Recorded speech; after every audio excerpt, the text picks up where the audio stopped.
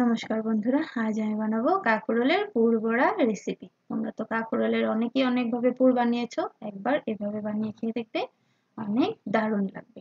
আমি কাঁকরোলগুলো আধা আধা করে কেটে নিয়েছি, এখন একটু ভাপিয়ে নেব। এখানে দেখো ভাপানো হয়ে গেছে, আমি দেখিয়ে দিচ্ছি, সেটা মোটামুটি হয়ে গেছে। এখন এখানে আমি একটা পুর বানানোর জন্য মশলা তৈরি করব। দেখো আমি কি দিচ্ছি, তোমরা এরকম ভাবে দেবে, দেখবে খেতে অনেক দারুণ মজার হবে। এখানে দিয়েছি আমি সাদা সর্ষে, কালো সর্ষে আর 4-5 কোয়া রসুন, আর সঙ্গে দিলাম কাঁচা লঙ্কা। তোমরা যদি ঝাল বেশি খাও তাহলে বেশি পরিমাণ করে ঝালটা দিতেই পারো, তোমরা তোমাদের অনুযায়ী ঝালটা দিয়ে নেবে। সঙ্গে নুন হলুদ দিয়ে দিলাম। দিলে নুন হলুদটা দিলে দেখবে সর্ষেটা দিতে হবে না, আর মিক্সটাও ভালো হবে। এখানে আমি কাঁকরোলের গুটিগুলো মানে বীজগুলো বের করে নিলাম। এইভাবে চামচ দিয়ে একটু একটু কুচিয়ে নিলেই বীজগুলো বেরিয়ে যাবে। বীজগুলো আমি একসঙ্গে পেস্ট করে নেব। এখানে আমি সবটাই পেস্ট করে নিয়েছি। এখন কড়াইতে তেল দিয়ে দিয়েছি। তেলটা গরম হয়ে গেলে এখন আমি পেঁয়াজটা দিয়ে দিলাম। এখানে একটা আমি বড় সাইজের পেঁয়াজ নিয়েছি। পেঁয়াজটা আমি পেস্ট করিনি, পেঁয়াজটা আমি এমনি একদম মিহি মিহি করে কেটে দিয়েছি। পেঁয়াজটা কেটে দেওয়ার কারণটা হলো, যদি মুখে পড়ে খেতে অনেক ভালো লাগবে। আর এখন এখানে আমি পেস্টটা ঢেলে দিলাম। ঢেলে দিয়ে একটু সময় ভাজা ভাজা করব, আর সঙ্গে একটু ব্লেন্ডারটা ধুয়ে একটু জলও দিয়ে দিলাম। এখন দিয়ে দেবো একটু নুন। আমি একটু নুন আগেই দিয়েছিলাম, এখন পরিমাণ মতো নুনটা দিয়ে দিলাম। দিয়ে একটু হলুদ গুঁড়ো, একটু সামান্য পরিমাণ লঙ্কার গুঁড়ো আর একটু চিনি দিয়ে দিলাম। তোমরা যদি ঝালটা বেশি খাও তাহলে আবার বলছি, তোমরা তোমাদের পরিমাণ অনুযায়ী ঝালটা দিতে পারো। এখানে আমি পুরটা রেডি করে নেব। পুরটা একটু ভালো মতো ভেজে নেব, যাতে রসুনের কাঁচা গন্ধটা চলে যায়।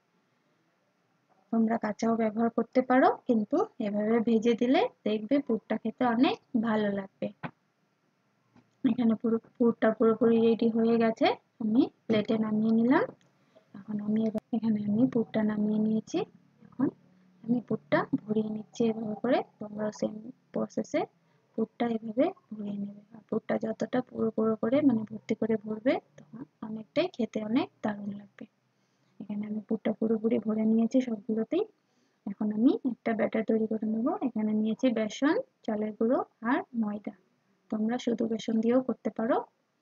এখানে আমি দিয়ে দিচ্ছি হলুদ গুঁড়ো, একটু নুন, একটু চিনি দিয়ে একটু জল দিয়ে, অল্প অল্প জল দিয়ে একটা বেশি একটা ঘন হবে না, বেশি একটা পাতলাও হবে না, একটা ব্যাটার তৈরি করে নেব।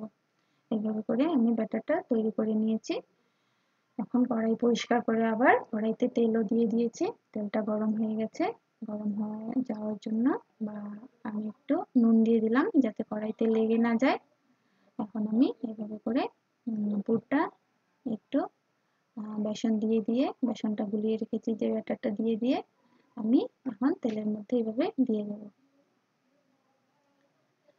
এভাবে দিয়ে দেবে আর লালচে করে ভেজে নেবে। আমি একটা দিয়েছি, দিয়ে দেখিয়ে দিচ্ছি, দেখো দেখতেও কি মজাদার হচ্ছে। তোমরা কে কোথা থেকে দেখছো আমাকে কমেন্ট করে অবশ্যই জানাবে। তোমাদের একটা কমেন্টও আমাকে উৎসাহিত করবে। আর তোমার যদি ভিডিও ভালো লাগে, আমার ভিডিও যদি তোমাদের ভালো লাগে, তাহলে লাইক শেয়ার করে আমার চ্যানেলটাকে প্লিজ সাবস্ক্রাইব করে দিও। এখানে দেখো আমার পুরোপুরি রেডি হয়েই গেছে। এখানে লালচে করে ভেজে নিলেই হয়ে গেল কাঁকরোলের পুর বড়া রেসিপি। তোমাদের কেমন লাগলো আমাকে কমেন্ট করে নিশ্চয়ই জানাবে। আর আমার ভিডিও ভালো লাগলে লাইক শেয়ার করে আমার চ্যানেলটাকে সাবস্ক্রাইব করে দিও। টাটা বন্ধুরা, আজকের জন্য।